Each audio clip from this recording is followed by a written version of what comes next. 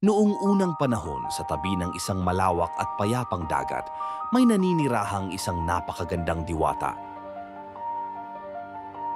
Ang pangalan niya ay Shera.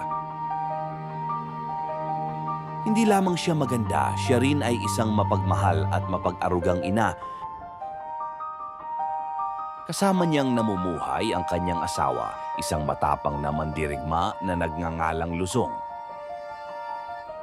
At biniyayaan sila ng dalawang kambal na anak, sina Iloco at Tagalo. Masaya ang kanilang pamilya. Araw-araw maririnig ang tawanan ng kambal habang sila'y nagtatakbuhan sa dalampasigan, naglalaro sa buhangin, at hinahabol ang mga alon sa tabing dagat.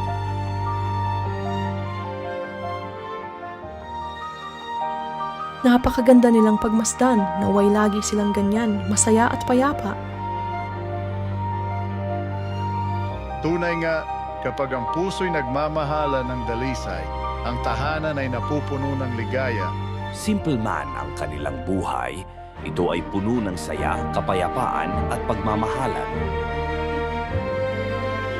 Ngunit isang araw, dumating ang panganib.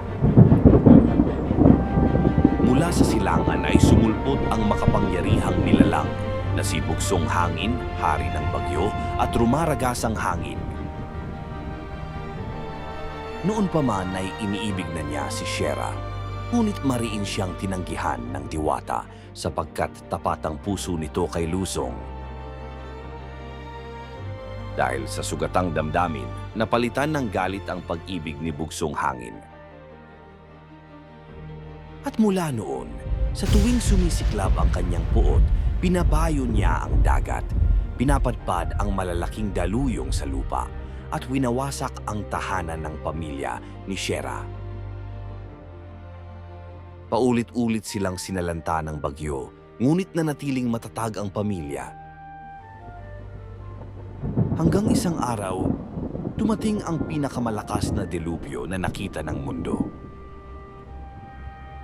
Umalingaw-ngaw ang kulog, nagdilim ang kalangitan, humampas ang hangin na parang galit ng langit. Wala na kayong magagawa. Wawasakin ko ang lahat ng mayroon kayo.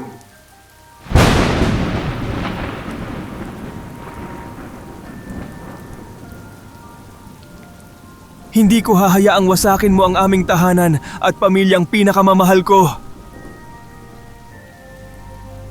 Lumaban siya ng buong lakas, buong tapang, buong puso.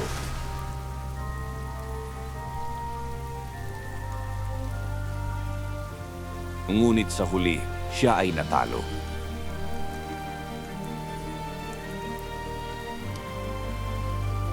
Dahil sa pag-aalala, agad siyang nilapitan ni Shera, Iloco at Tagalo. Pangalagaan mo ang ating mga anak.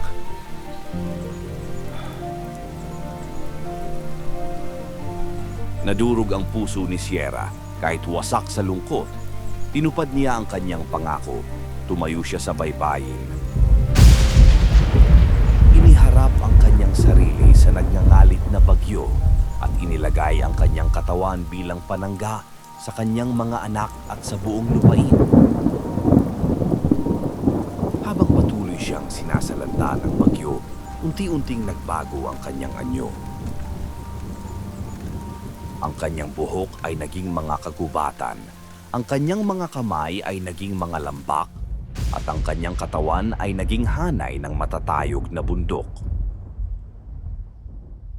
At sa huling sinag ng liwanag, si Shera ay naging Shera Madre.